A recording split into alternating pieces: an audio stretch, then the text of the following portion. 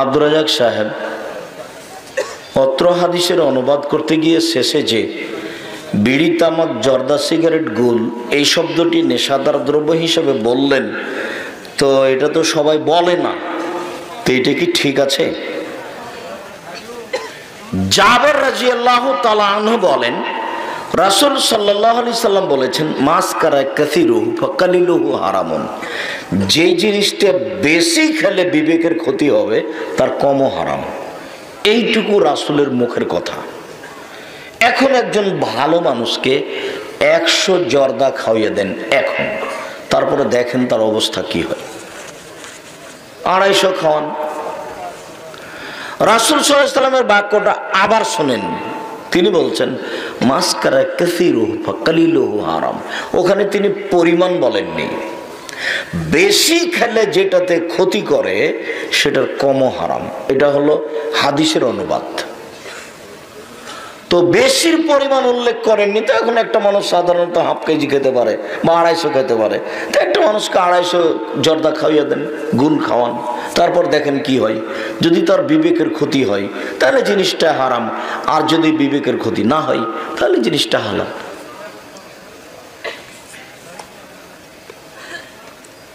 এইটা তো কোরআন হাদিস তো মানুষের বিবেচনার উপরে অনেক অংশ দেওয়া আছে। মানুষ তো মানুষই। ও তিন ডমর ফলের কসম, ও জাইতুন ফলের কসম, ও তুরে সিনিন তুর পাহাড়ের কসম, ওয়াহাদাল বালাদিল আমিন এই মক্কা শহরের কসম, লাকাদ খালাকনাল ইনসানা ফি আহসানি তাকবীম, আমি মানুষকে অতীব উত্তম করে সুন্দর করে সৃষ্টি করেছি। মানুষের বিবেক আছে, বুদ্ধি আছে, আকৃতি আছে। যখন আমাকে মানেনি সুমারাদাদনাহু আসফালা সাফিলিন, তখন আমি সর্বনিম্ন তাকে উল্টা ফিরিয়েছি। আমি তখন তাকে বলছি ও পশু। বুঝে না ওরা অন্তর আছে, বুঝে না, দেখেও দেখে না ওরা চক্ষু আছে, দেখে না, শোনেও শোনে না ওরা কান আছে, শোনে না। উলাইকা কালানাম, তারা পশু প্রাণীর মতো, তারা গরু ছাগলের মতো, তারা কুকুর শ্রীগালের মতো, বালুহাদাল বরং তার চেয়ে খারাপ। কত সুন্দর করে সৃষ্টি করার পরে বলছেন যে ওরা কুকুর শ্রীগালের মতো, পশু প্রাণীর মতো। তারপর বাক্য আরো কঠিন করে বলছে তার চেয়ে খারাপ। তার চেয়ে খারাপ আর কি? তার চেয়ে খারাপ সেটা কি আব্দুর রাজ্জাক সাহেব? আপনি তো এমনি বললেন কুকুর শ্রীগাল, এটাই তো অনেক খারাপ, তো তার চেয়ে আবার খারাপ কি? তার চেয়ে খারাপ যদি বলি তো তুমি কষ্ট পাবো নাকি? তোমার দাদা মরা 10 বছর হলো, তো তোমার দাদা মরার পরে তোমার দাদা, তোমার বাপ এবং তোমার ফুফু জমি ভাগ করে নেবে। তো তোমার বাপ নিবে সকাল বেলায় আর তোমার ফুফু ভাগটা নিবে বিকেল বেলায়, না একসাথে নিবে?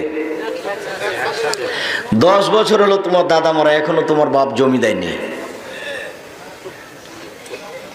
বলো এবার তোমার বাপ কার চেয়ে খারাপ? তোমার বাপকে আজকে সকালে গিয়ে বলিও, ফুফুর আল্লাহ এক আর নয়, আল্লাহ আমারও ভাগ্য ছাড়া দুনিয়াতে আসেনি, ভাগ্য নিয়ে এসেছি। আব্বা আগে ফুফুর জমি বের করে দেন, তারপরে কোনো কথা। ভাগ্যে যদি জমিদারি থাকে তাহলে জমিদারি করে খাবো, ভাগ্যে যদি ভিক্ষা করা থাকে ভিক্ষা করে খাবো, ফুফুর জমি খেয়ে দিন কাটাবো না। সন্ধ্যা হতে হতে তোমার ফুফুকে আমি জমি ভাগ করে দিতে হবে তোমার বাপকে, তারপরে কথা। তোমার বাপ কোন শরমে কোন লজ্জায় জমি ভোগ করে? তোমার দাদাকে মাটি দিয়েছে ভাত না খেয়ে, আগে জমি ভাগ হবে তারপরে খাওয়া। সব পরামর্শ সাপেক্ষে আলোচনা করে সব জমি ভাগ করে দিত। এটা তো বগুড়া, তার মানে বোনকে জমি দিতে হয় না। রংপুর, দিনাজপুর, লালমনিরহাট, নীলফামারী, কুড়িগ্রাম, পঞ্চগড়, ঠাকুরগাঁও, জয়পুরহাট, বগুড়া এসব ডিস্ট্রিক্টের নীতি বোনদেরকে জমি দিতে হবে না। যদি জমি নেই তাহলে ও নাকি সম্পর্ক ছিন্ন করেছে। তো জমি নিয়ে গেছিস তুই, আর কোনোদিন আসিস না, জমিতে নিয়ে গেছিস। কত বড় হুঁচলামি বোকামি কথা। মগের মূল্য কেটে কোন শরমে আপনি জমি ভোগ করছেন? ওগুলো তো আপনার বাপের, আগে ভাগ করবেন তারপরে কথা। এই ছেলে তুমি বলি দাও তোমার বাপকে, ভাগ্য ছাড়া দুনিয়াতে আসেনি। তুমি কি ভাগ্য ছাড়া দুনিয়াতে এসেছো না ভাগ্য আল্লাহ দিয়েছে? ভাগ্য দিয়েছে, যদি দিয়ে থাকে তো আমার ভাগ্যে যদি জমিদারি থাকে জমিদারি করে খাবো, ভাগ্যে যদি ভিক্ষা করাই থাকে তো সেটাই করবো। অপরের জমি খেয়ে দিন কাটাবো কেন? আকুন, জাহান্নামে যাবে 4 শ্রেণীর মানুষ। এক, বাপ মাকে মানে না যে। একজন সাহাবী এসে আল্লাহ রাসূলকে বলছেন, মা কুল ওয়ালিদাইনি আলাল ওয়ালাদ, আল্লাহর নবী, বাপ মা ছেলে মেয়ের কাছে কি পায়, কি হক রাখে বাপ মা, ছেলে মেয়েকে কি করা লাগবে একটু বলেন তো। তখন রাসূল সাল্লাল্লাহু আলাইহি ওয়াসাল্লাম বলছেন, বলো কি, হুমা জান্নাত তখন নরকা, তারাই দুজন তোমার জাহান্নাম, তারাই দুজন তোমার জান্নাত, ওরাই তোমার জাহান্নাম, ওরাই তোমার জান্নাত। বাপ মা তোমার জাহান্নাম, বাপ মা তোমার জান্নাত।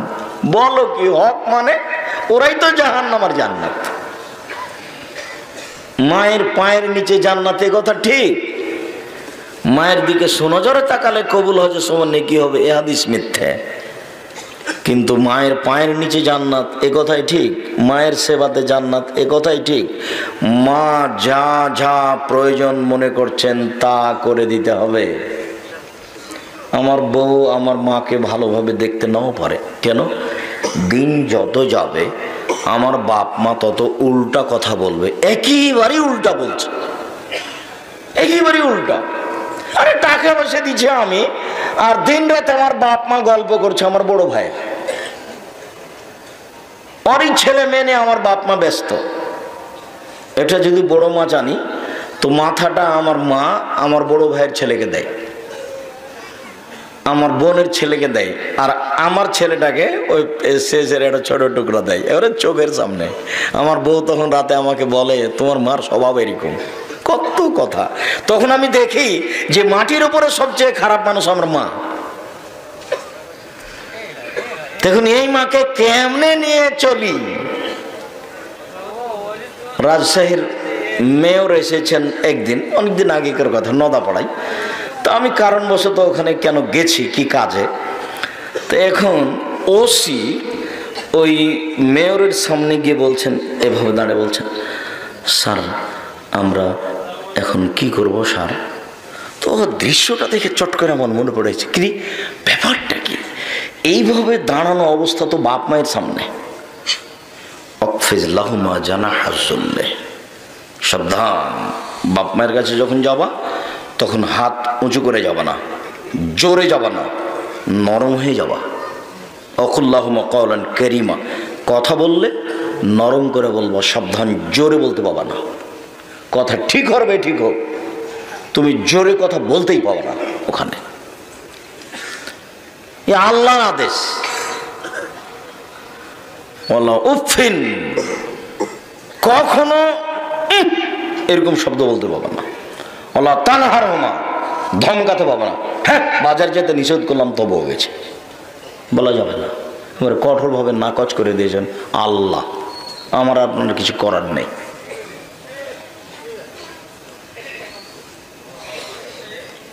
নরম হয়ে দাঁড়াতে বলেছে, কথা নরম করে বলতে বলেছেন। আর তারপরে শেষ বাক্যে বলছেন, অকুর রব্বির হামহুমা কামা রাব্বায়ানি সাগীরা।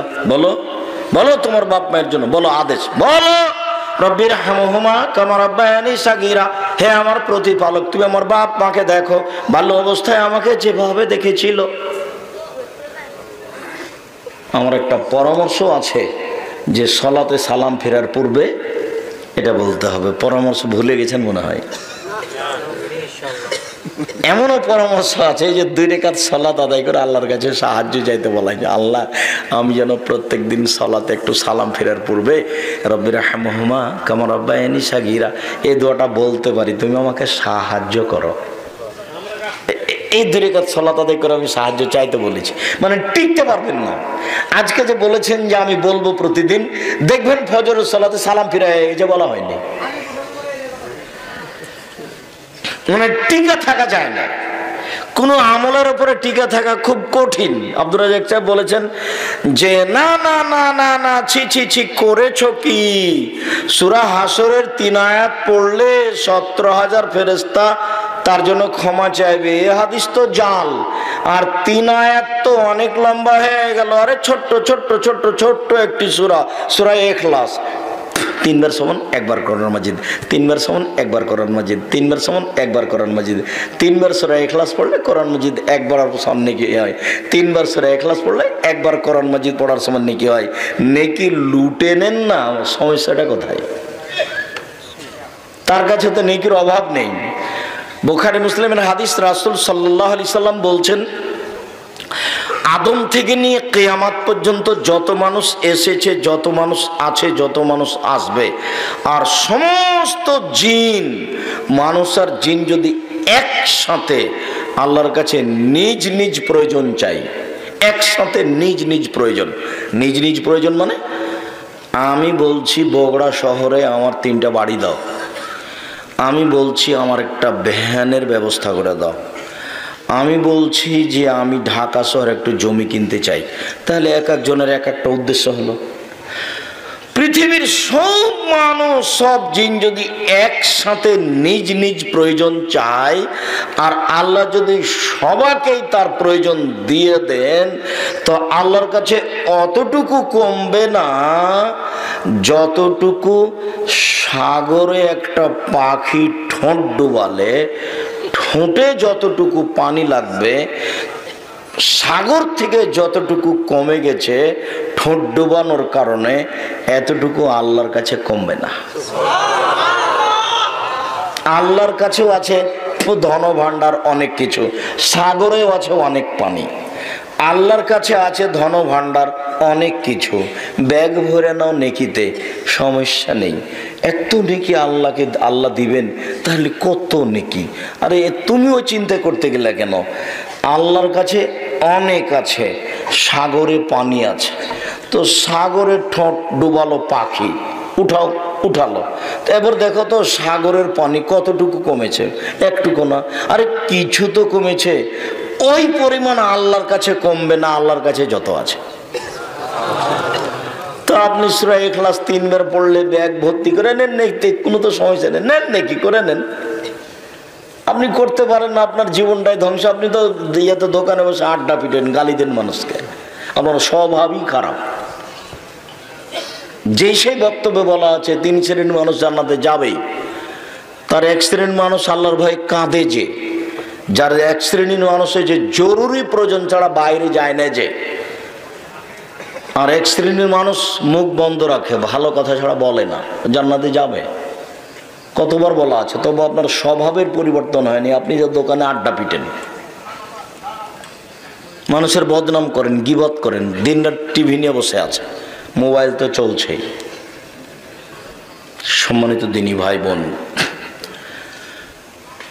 4 শ্রেণীর মানুষ জান্নাতে যাবে না। 1, বাপ মাকে মানে না যে। 2, জুয়া খেলে যে। বহুদিন বলেছি বক্তব্যে, যে কোনো বক্তব্যের মাঝে মধ্যে এই কথা আছে যে দুনিয়াতে 2টা পাপ আছে, মানুষ করে কিন্তু না করেই পাপী। আশ্চর্য পাপ, ও পাপ করেনি তবুও পাপী। তার একটা হচ্ছে, কেউ যদি কাউকে বলে আসো জুয়া খেলি, তাহলে তাকে 10 জন ফকিরকে 100 কেজি করে চাউল দিতে হবে, খেলেই নি, খালি বলেছে আসো খেলি। তার মানে এই কাজটা কত খারাপ। এই কাজটা হলো টাকার হারজিত। এই জন্য প্রত্যেক যে খেলাতে টাকার হারজিত রয়েছে সেটাই হলো জুয়া। জুয়া কোনো নির্ধারিত খেলার নাম নয়। পৃথিবীর যে কোনো দেশে, যে কোনো স্থানে, যে কোনো খেলাতে টাকার হারজিত রয়েছে, তার নাম জুয়া। যখন টাকার হারজিত থাকে না, শরীর চর্চা হয়, তখন সেটা জুয়া নয়।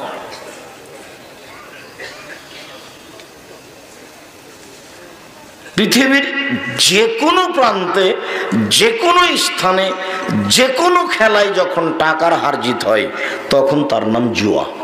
জুয়া খেলে যে সে জান্নাতে যাবে না। জুয়া মহাপাপ। ও দিয়ে সংসার ধ্বংস হয়, ও দিয়ে পরিবার নষ্ট হয়, ও দিয়ে অর্থ সম্পদ ধ্বংস হয়। ওটা একটা নেশা, নেশার দ্রব্যের মতোই। 3, অলা মান্নান, খোটা দেয় যে। এইটা আবার না বুঝেই এমনিতেই পাপ, আবার মহাপাপ। সেটি কি? কালকে ভ্যান চালকটা আমার কাছে 10,000 টাকা চেয়েছিল কর্জ, যে আমাকে টাকাটা দেন, আমি ভ্যানটা নিই, তারপরে আপনাকে ধীরে ধীরে পরিশোধ করব। তা আমি অনেক বলার পরে দিলাম। তো পরের দিন বললাম, আহমদ যে ভ্যানটা নিয়ে আসিস তো আমি একটু সকালে যাব, শহরে যাব, ভ্যানটা নিয়ে আসিস। তো সকালে আনিনি, বিকালে দেখা হয়েছে, তখন বলছে কালই তোকে 10,000 টাকা দিলাম, আজকে ভুলে গেলি রে। এর নাম হলো খোটা দেওয়া। মানে মনটা তখন চায়ও খুব, বেকুফ তোকে ডাকলাম শুনলি না, এটা না বললে আর শান্তি হয় না। কালি তোকে বেটা তোকে টাকা দিলাম 10,000, তুই ভুলে যাচ্ছিস, ব্যান্ডটা আনলি না। মনে চাচ্ছে যেটা বলি, এটা মনের সাথে আছে জড়িত, এই জন্য মহাপাপ। মনের সাথে যেটা জড়িত সেটা আবার খুব কঠিন। মনটা চাচ্ছে ওকে বলি, ওকে খানিক থেঁতলিয়ে বলি, বেকুব তো কতবার বললাম তো আলি না। মানে মনটা চাচ্ছে, এটা মানুষের মন। আমি অবাক হই যে টাকনোর নিচে কাপড় গেলে এত বড় পাপ কেন? কারো ক্ষতি করিনি, চুরি করিনি, জেনা করিনি, কাউকে গালি দিনি, দোকানে বসে আড্ডা পিটিনি, কিছুই করলাম না, আর আমার প্যান্টটা টাকনোর নিচে চলে গেল, সেই জন্য এত বড় পাপ। জি, এটা হলো মনে বলছে যে যাক। আর ইসলাম ধর্ম মনের বিরোধী। প্যান্টটা ছোট করলে টাকনোর উপরে থাকবে, তখন কেন জানি কেমন কেমন লাগে, ঠেঙ্গা ঠেঙ্গা লাগে। বউ বলে, বেটি বলে, কি যে পরও দেখতে ভালো লাগে না, টাকনোর নিচে করো তো। তো মনটাও চাচ্ছে, ওরাও বলছে, এই জন্য টাকনোর নিচে করা হয়। রাসূল সাল্লাল্লাহু আলাইহি ওয়াসাল্লাম বলছেন, 3 শ্রেণীর মানুষের সাথে আল্লাহ বিচারের মাঠে কথাই বলবেন না। যা ও পাপী কি পাপী নয় এই কথাই নেই, আল্লাহর সাথে কথাই বলবেন না। তার এক শ্রেণীর মানুষ হচ্ছে যারা পায়জামা প্যান্ট লুঙ্গি টাকনোর নিচে পড়ে। তার এক শ্রেণীর মানুষ হচ্ছে মিথ্যুর দায়িত্বশীল, যারা মিথ্যা কথা দায়িত্ব পালন করে, ওর সাথে আল্লাহ বিচারের মাঠে কথা বলবেন না। তার এক শ্রেণীর মানুষ হচ্ছে গরিব গৌরবী। গরিব মানুষ অহংকার করে। গরিব মানুষ বাজারে গিয়ে বড় মাছ কিনেছে, এটা হলো তোর অহংকার, এটা ইসলাম গ্রহণ করে না। গরিব মানুষ যদি এরকম কাজ করে তাহলে সেটা অহংকার হয়ে যাবে, তখন আল্লাহ তাআলা গ্রহণ করবে না। এই ছেলেরা, তোমরা যারা এই পাড়ার ছেলে, তোমরা বক্তব্য শুনতে পাবা না আজকে, তোমরা চতুর্দিকে পাহারা দিবা। আমি তোমাদের একটা জিনিস বুঝতে পারি না, যে ওইসব এলাকা নোয়াখালী, কুমিল্লা, ওই লক্ষ্মীপুর, চাঁদপুর, ওইসব এলাকা হানাফি মানুষ প্রোগ্রামে গেলে এমন প্রস্তুতি নিয়ে প্রোগ্রাম করে যে পিপিলিকা গেলে বুঝতে পারবে যে চলে গেল। সব জায়গায় জায়গায় রেডি, কোনো মানে শব্দ করার কোনো পথ নেই। গাড়ি থেকে নামলে মসজিদ পর্যন্ত, কালকেরই ঘটনা বলছি, কালকে শুক্রবার তাই না, গাড়ি থেকে নেমে মসজিদ পর্যন্ত পাহারা, মনে হচ্ছে যে না জানি এই মানুষ কি। আর একটু সমস্যা দেখলে আরো সতর্ক। আর তোমরা ছেলেরা এখানে, আমরা এসেছি, এতগুলো লোক এসেছে, তো তোমরা কি করো? মানুষ কথা বলে কেন? তোমরা ছাই করো? তোমরা কেন আজকে বক্তব্য শুনছো? তোমরা আমাদের সহযোগিতা করো। চতুর্দিকে তোমরা দাঁড়িয়ে থাকো, একবার স্টিল দাঁড়িয়ে থাকো, একটু জন্য কেউ 19-20 হতে না পারে। আর আমি তো কোনো ভোটও চাইতে আসিনি, আমি কোনো কেসা কাহিনী বলতেও আসিনি। আমি তো তাফসির মাহফিল করি না যে আপনাকে ইউসুফ জুলেখার কাহিনী শোনাবো। আমি তাফসির মাহফিল করলে আমি ইউসুফ জুলেখার কাহিনী বলতাম, আর আপনি বসে বসে বাদাম খেতেন, দুটাই চলতো। আল্লাহর কসম, আল্লাহে আল্লাহর কসম, আল্লাহে আল্লাহর কসম, 90 সালে সর্বপ্রথম বক্তব্য দিব বলে বগুড়ার মাটিতে এসেছি। 90 সাল থেকে নিয়ে এখন পর্যন্ত কোনোদিন অপ্রয়োজনীয় বাক্য বলিনি। 90 সাল থেকে নিয়ে এখন পর্যন্ত কোনোদিন কেসা কাহিনী বলিনি। যেই ছেলেটা আমার আগে কথা বলছিল, সেই ছেলেটার একটা কথা চট করে আমার মনে পড়লো, ভুলে গেছিলাম। এই এলাকার বা কোনো এক এলাকার ছেলে গাবতলীর কোনো এক জায়গাতে অথবা কোনো একটা জায়গাতে মসজিদে বক্তব্যের পরে বলেছে যে আব্দুর রাজ্জাক সাহেব, শ্মশান, এটা কি শ্মশান কান্দি, শ্মশান কান্দিতে 30,000 টাকা নিয়েছে অগ্রিম, আর বিদায়ের সময় 20,000 টাকা নেবে। দেখেন তো এরকম মানুষের বক্তব্য শোনা যায়? ও এইভাবে জনগণের সামনে বলেছে। তো আরেকজন কথা ধরে নিয়েছে যে চ্যালেঞ্জ করলাম আব্দুর রাজ্জাক সাহেবকে, আপনার চেয়ে আমি বেশি চিনি, আব্দুর রাজ্জাক সাহেবের কথা বলবেন না। তখন ও ঠেকেছে, কিন্তু ওর মুখের কথা এটা, এবং কথাটা 2-1 জনের সামনে নয়, কয়েকজনের সামনে বলেছে। শ্মশান কান্দি কেন? শয়তান, না বেজে তুমি না বুঝে কথা বলো কেন? তুমি চিনো বেটা?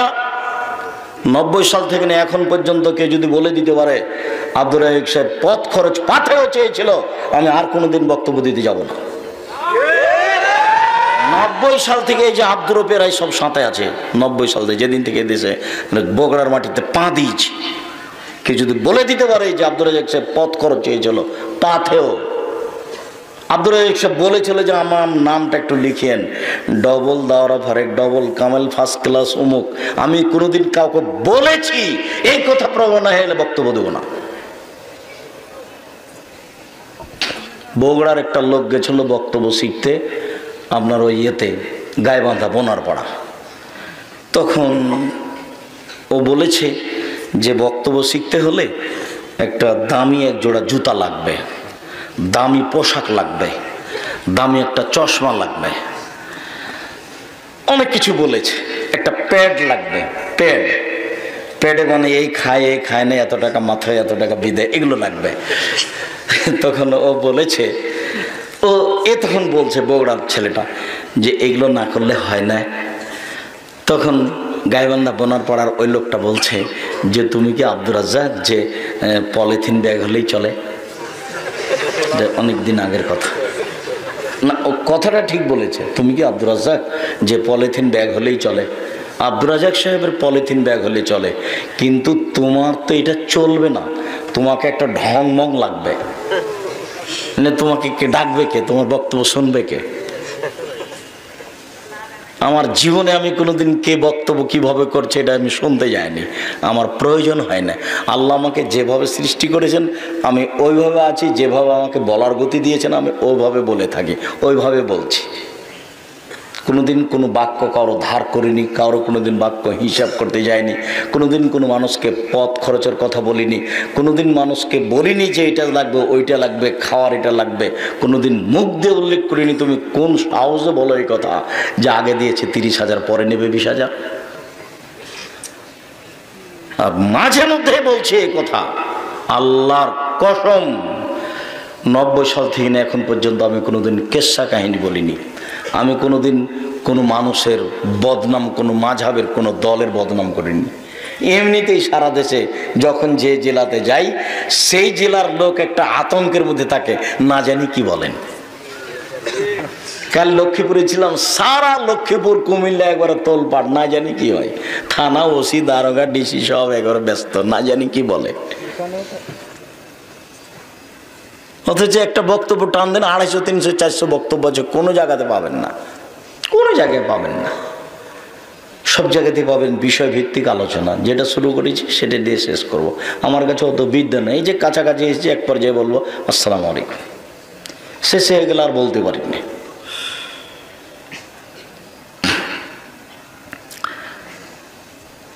খোটা দেয় যে সে জান্নাতে যাবে না। 4, নিয়মিত নেশাদার দ্রব্য পান করে যে সে জান্নাতে যাবে না। আবু সাঈদ খুদরি রাদিয়াল্লাহু তাআলা আনহু বলেন, রাসূল সাল্লাল্লাহু আলাইহি সাল্লাম বলেছেন, সালাসাতুন লা তাদখুলুনা জান্নাতা আবাদা। 3 শ্রেণীর মানুষ কখনো জান্নাতে যাবে না। এটা সতর্ক, এটা ধমক। 3 শ্রেণীর মানুষ কখনো জান্নাতে যাবে না। 1, মদমেনুল খামর, নিয়মিত বিড়ি, তামাক, জর্দা, সিগারেট, গোল, নেশাদার দ্রব্য খায় পান করে যে। 2, আর রাজলাত মিনাজ নিসায়ে, পুরুষের বেশধারী নারী, যারা পুরুষের জুতা স্যান্ডেল পরে, যারা পুরুষের শার্ট প্যান্ট পরে, যারা পুরুষের পোশাক পরে, ওরা তাহাজ্জুদ পড়লেও জান্নাত পাবে না। উপস্থিত বৈঠকের মুসলিম বোন, মেয়ে তোমাকে বলছি, তোমার মাথায় কাপড় নেই কেন? শরম হয় না তোমার? তোমার বাপ না হয় তোমাকে কিছু বলে না, তোমার বাপ তো কাপুরুষ। এই মেয়ে, তোমার বাপ তো কাপুরুষ, আমি বীর পুরুষ বসে আছি, তোমাকে আমি ঘৃণা করি। কি বলো তুমি? তোমার বাপ তো আমাকে ছাড় দিয়েছে, সেজন্য আমি আব্দুর রাজ্জাক বিন ইউসুফ ছাড় দেবো, এটা তুমি মনে করো না। শোনো, তোমার বাপকে আর তোমার মাকে একটা কথা বলে যায়, এখানে মনে রেখো। গল্প করছো কেন? এদিকে খেয়াল করো। উপস্থিত বৈঠকের মুসলিম বোন, আপনি একটু খেয়াল করেন, আপনাকে বলছি। জাবের রাদিয়াল্লাহু তাআলা আনহু বলেন যে আমরা আল্লাহ রাসূলের সাথে যুদ্ধ করে এক এলাকা থেকে আসছিলাম, এখন মদিনায় ঢুকবো। তখন আল্লাহ রাসূল বলছেন, এই থামো থামো থামো, সবাই এখানে রাতে অবস্থান করো, সকালে বাড়িতে ঢুকবো। তখন জাবের রাদিয়াল্লাহু তাআলা বলছেন, আল্লাহর নবী, আমি নতুন বিবাহ করেছি, আমাকে বাড়ি যেতে অনুমতি দেন। এইটুকু বলতেই আল্লাহ রাসূল অন্য কথা বলতে লাগলেন, বলছেন বিকরা নাম সাইয়্যিব। ও আচ্ছা আচ্ছা আচ্ছা, তো কুমারী মেয়ে বিবাহ করেছো না তালাক প্রাপ্তা মেয়ে বিবাহ করেছো? তখন সাহাবী বলছেন সাইয়্যিব, তালাক প্রাপ্তা মেয়ে বিবাহ করেছে। তখন রাসূল সাল্লাল্লাহু আলাইহি সাল্লাম বললেন, হাল্লা বিক্রান্তলাইবাকা, তুমি কুমারী মেয়ে কেন বিবাহ করলে না? তুমি তার সাথে খেলতে, ও তোমার সাথে খেলতো। তুমি কুমারী মেয়ে কেন বিবাহ করলে না? তুমি তার সাথে খেলতে, ও তোমার সাথে খেলতো। যাক, রাসূল সাল্লাল্লাহু আলাইহি সাল্লাম তো এ পর্যন্ত বললেন, এখন তার উত্তর শুনেন। এটাই হলো আপনার কথা। এই ছেলে, এটা হলো তোমার মায়ের কথা। এখন যেটা বলছি, যেটা এখন জাবের বলছেন, আল্লাহর নবী, আমার বাপ উহুদের যুদ্ধে মারা গেছেন, আর আমার 6টা বোন রেখে গেছেন, 6টা বোন। আল্লাহর নবী, আমার বাপ উহুদের যুদ্ধে মারা গেছেন, আর আমার 6টা বোন আছে। আমি আমার বোনদের সমবয়সের মেয়ে বিবাহ করতে চাইনি। 3টা কারণ। আমি আমার বোনদের সমবয়সের মেয়েকে বিবাহ করতে চাইনি। কেন? এক, লেতুয়াদ্দেবা হন না, আমার স্ত্রী যেন এদেরকে শিষ্টাচার দিতে পারে। 2, বলে তুয়াল্লেমা হন না, আমার স্ত্রী যেন আমার বোনদেরকে বিদ্যা শিখিয়ে দিতে পারে। 3, বলা তুরাজ্জেলা হন না, আমার স্ত্রী যেন আমার বোনদের মাথার চুল চিরুনি করে দিতে পারে। সৌদি আরবে শুধুমাত্র জন্মের 7 দিনের দিন মেয়েদের মাথা নেড়ে করা হয়, আর কোনোদিন মেয়েদের চুল ছোট করবে না। এটা হলো আরবিদের নীতি, ওটাই ঠিক আছে। আমাদের দেশের মেয়েরা তো 3, 4, 5 পর্যন্ত মাথা নেড়ে করছে, তারপরে ছোট ছোট চুল করে এসে দড়িয়ে বেড়াচ্ছে। ওরা এই জন্মের 7 দিনের দিন আর করে না, যার জন্য মাকে চুলের ব্যাপারে অনেক শ্রম দিতে হয়। আপনাকে বলছি, উপস্থিত বৈঠকের মুসলিম বোন, আপনাকে বলছি, শোনেন, আমার স্ত্রী যেন আমার এই 6টা বোনকে শিষ্টাচার দিতে পারে, শিখিয়ে দিতে পারে। বলো, তোমার মাথাতে এখন কাফন নাই, এটা কোন শিষ্টাচার? নেই কেন বলো? সাহেব, আমার মায়ের কারণে নেই। যদি বুঝতে না পারেন তো আবার বলি, যাদেরকে আল্লাহর নবী বলছেন যে তুমি কুমারী মেয়ে বিবাহ করলে না কেন, করতে ভালো হতো। তখন জাবের উত্তর দিচ্ছেন কি, এটা মনে থাকবে না মনে হয়? হাদিস তো বুখারী মুসলিম, মানে ওই কথা আবার বলতে হয়, হুজুর ভুল বুঝেছেন। ওই যে হুজুর বলছিলেন, হুজুর ভুল বুঝেছেন। আমি যখন বলেছি বুখারী মুসলিম, তখন বলেছি আম গাছে জাম ধরতে পারে, ধরে না। অমাবস্যার রাতে চাঁদ উঠতে পারে, উঠে না। সুয়ের ছিদ্রতে লাঙ্গলের ফাল ঢুকতে পারে, ঢোকে না। সুয়ের ছিদ্রতে লাঙ্গলের ফাল ঢুকে যেতে পারে। আম গাছে জাম ধরে যেতে পারে, অমাবস্যার রাতে চাঁদ উঠে যেতে পারে। কিন্তু আমি যে কথা বলছি, এই কথাতে সন্দেহ আছে বলে কিয়ামত পর্যন্ত চেষ্টা করলে সরিষা ঢোকানো যাবে না। যা বলছি তাই থাকবে। এই কথা ওই সময়তে বলেছি যখন বলেছি বুখারী মুসলিম। হুজুর না বুঝে আবার জনগণের সামনে হুজুর বলছেন যে আহমদ ইবনে হাম্বল 10 লক্ষ হাদিসের হাফেজ ছিলেন, তবুও বক্তব্য চ্যালেঞ্জ দিতে পারেননি। আর এখনকার আলেমারা চ্যালেঞ্জ দিয়ে বক্তব্য 90 সাল থেকে চ্যালেঞ্জ দিয়ে বক্তব্য দিয়েছি, তুমি বক্তব্য আটকাও না। 20 বছর আগে বলেছি শাহাদাতের কাহিনী মিথ্যে, তোমার ক্ষমতা থাকলে এক লাইন বের করো কোথায় আছে। 20 বছর আগে বলেছি শরীফ চলবে না কোরআন মাজিদে, তোমার ক্ষমতা থাকলে একটু বের করো না দেখি কোথায় আছে তোমার এই ক্ষমতা। মানুষের বিরুদ্ধে লড়ো কেন? মানুষের বিরুদ্ধে লড়া তোমার কি হবে? তুমি দিন রাত চিল্লে বেড়ালে আমাদের প্রয়োজন হয় না তোমার বিরুদ্ধে কথা বলো, তুমি করো না করো। ইমাম আহমদ ইবনে হাম্বল 10 লক্ষ হাদিসের হাফেজ ছিলেন, ঠিকই তো। ইমাম আহমদ ইবনে হাম্বল চ্যালেঞ্জ করেনি, ওটা আমার কথা দিয়ে আমি চ্যালেঞ্জ করিনি। আমি চ্যালেঞ্জ করেছি যে আপনারা আমার মরা পর্যন্ত সময় থাকলো যে কোরআন শরীফ বলা যাবে না, কি বলতে হবে? কোরআন মাজিদ। বের করো দেখি, আমার মরা পর্যন্ত সময় থাকলো। কোরআন মাজিদের 55টি নাম আছে, তার মধ্যে শরীফ নেই। শাহাদাতের কাহিনী বের করো দেখি কোথায় আছে। সম্মানিত দিনী ভাই বোন, ওই সময় আমি বলেছি আম গাছে জাম ধরে না, ধরে যেতে পারে, তবু এই কথার পরিবর্তন হবে না। যখন বলেছি বুখারী মুসলিম, শুনুন, জাবের বললেন আমি 3টে কারণে বেশি বয়সের মেয়ে বিবাহ করেছি, আমার স্ত্রী যেন আমার বোনদেরকে শিখিয়ে দিতে পারে। এটা হলো মায়ের কাজ, মেয়েদের ছেলেদের শিখিয়ে দিবে। আমি মনে হয় ভালো করে বুঝাতে পারি না।